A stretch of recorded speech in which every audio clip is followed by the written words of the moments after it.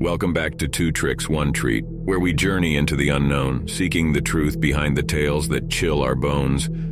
Today, we delve into stories that lurk in the shadows of our very homes. Imagine for a moment the unsettling feeling of being watched, of hearing whispers in the dark, or the chilling sensation of an unseen presence right in your own sanctuary.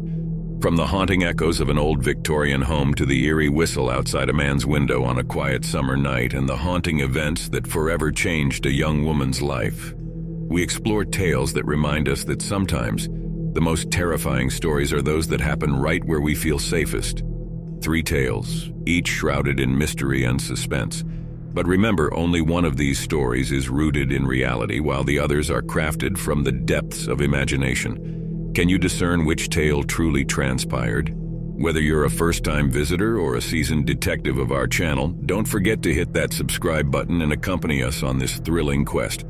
Be sure to leave a comment, letting us know if you guessed the right story. Now, let's begin. Story 1: The Unseen Guest.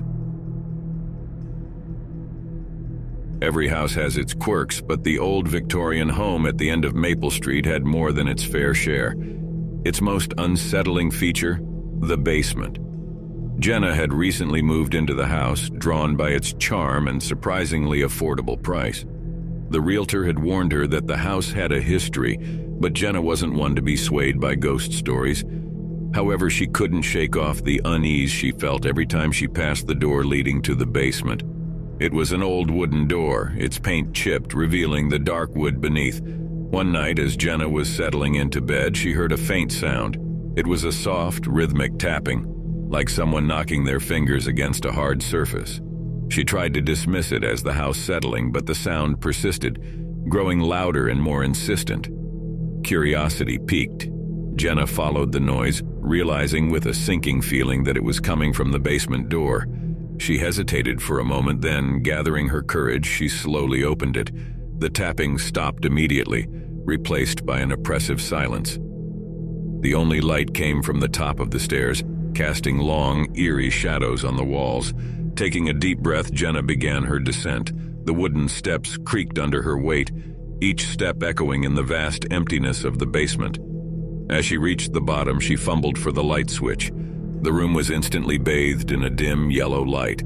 At first glance, the basement seemed empty. Old boxes were stacked in one corner and a rusty bicycle leaned against a wall. But then Jenna noticed something that made her heart race. A fresh set of muddy footprints leading from a small window to the center of the room. The footprints ended abruptly, as if whoever had made them had simply vanished. Jenna's eyes darted around the room, searching for any sign of an intruder. That's when she heard it. A soft, raspy breathing coming from behind her. She whipped around, but there was no one there. The breathing continued, growing louder, closer. It felt as if someone was standing right behind her, their breath cold against her neck. Panicking, Jenna raced up the stairs, slamming the basement door shut behind her. She locked it and pushed a heavy cabinet against it for good measure. The rest of the night, she stayed awake, every little sound making her jump.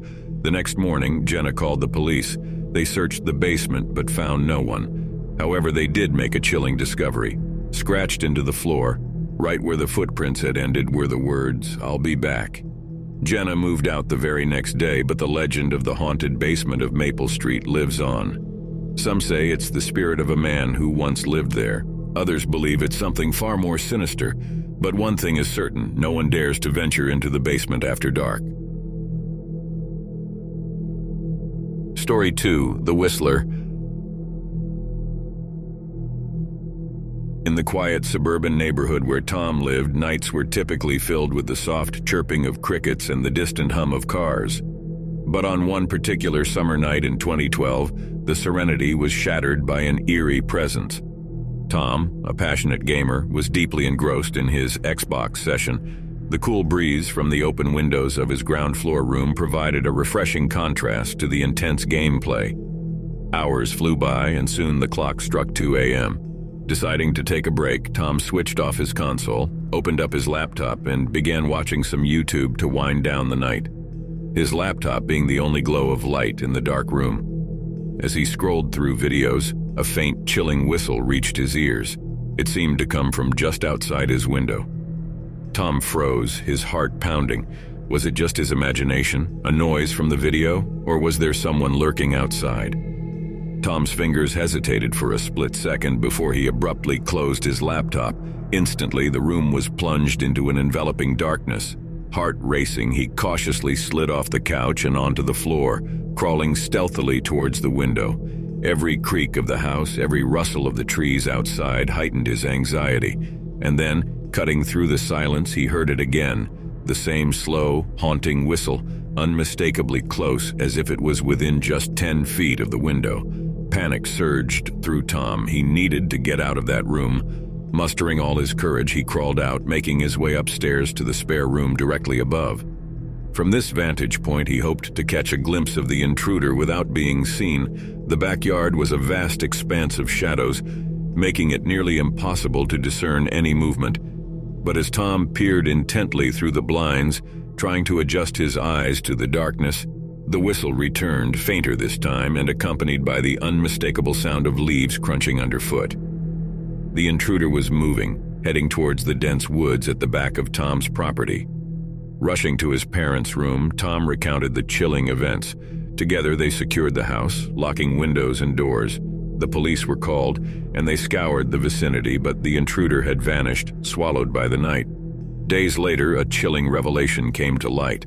A homeless man had been arrested nearby, caught peering into homes under the cloak of darkness. The realization hit Tom hard. The man had been right outside his window, watching, waiting. Now, whenever Tom stays up late, he ensures the blinds are tightly shut. The memory of that night, the haunting whistle, and the unseen observer, forever etched in his mind.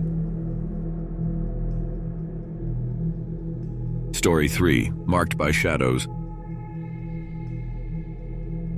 Sarah had always been a light sleeper, so when she began waking up in the attic of her old family home, it was more than just unsettling. The attic was a place she seldom ventured into, a room filled with forgotten heirlooms and memories of generations past. The creaky wooden floor, the dim light seeping through the cracks, and the musty smell made it a place she'd rather avoid. At first, she dismissed her nocturnal visits as sleepwalking, perhaps a side effect of recent stress. But as the days turned into weeks, she began to remember nightmare-like visions of the night before as she awoke on the attic floor. The first time she recalled a gentle hand guiding her towards the attic stairs. The next, hooded, shadowy figures stood around her, their faces obscured in darkness. The most recent and chilling memory was of one of these figures leaning down, its mouth biting into her shoulder, leaving a mark that lingered in the morning. She didn't always wake up on the attic floor, but on the mornings she did, she felt sad and hollow, like a piece of her was missing. The days felt gray and lonely. One evening, as she was having dinner with her close friend Mark, she hesitated, then decided to confide in him. Mark, always the protective one since their school days, listened intently, his concern evident. When she showed him the bite mark on her body, his face turned a shade paler. Mark decided to stay the night in the spare room next to Sarah's to see if he could figure out what was happening. Mark, being a light sleeper, was sure to wake at the sound of footsteps on creaky floorboards. The night was tense. Mark, lying in the spare bedroom next to Sarah's, found it hard to drift into sleep. The house was old and gave him the chills. Every creak, every rustle of the wind heightened his senses. He had set multiple alarms. Midnight, 1 a.m., 2 a.m., each time he found Sarah fast asleep or startled by the sight of him standing in her doorway. When Mark awoke the next time, it wasn't from his phone alarm, but from footsteps. His eyes jolted open and he reached for his phone to check the time. Despite being plugged into the charger and him specifically reading 100% battery at 2 a.m., the phone was off and wouldn't turn back on. He remembered seeing a digital clock at the end of the room on a dresser. It read 3:03 a.m. "Sarah?" Mark called out. The only response was the creaking of the floorboards. As Mark began to get up, he heard something that made his stomach turn. The attic stairs had come crashing down with a hard thud. Mark leaped out of bed, rushing towards the quick footsteps of what sounded like Sarah ascending the stairs to the attic. Just as he reached the bottom of the stairs, they were yanked up, sealing the entrance to the attic. Mark pounded on the ceiling, calling out to Sarah, but there was no response. In a panic, Mark ran to the kitchen for a chair, stumbling through the unfamiliar moonlit house. As he returned to the attic entrance, chair in hand, the stairs suddenly dropped, and a blood-curdling scream echoed from the attic through the house. The neighbors, woken out of their sleep by the scream, had called the police. When they arrived, they found a distraught Mark cradling Sarah, trying to snap her out of her trance. But Sarah was gone, lost in a world of her own. Sarah was taken by ambulance to the hospital. Upon examination, they discovered dozens of bite marks on her body, each of varying sizes. The police, suspecting foul play, took Mark in for questioning. He recounted the night's events, desperate to prove his innocence.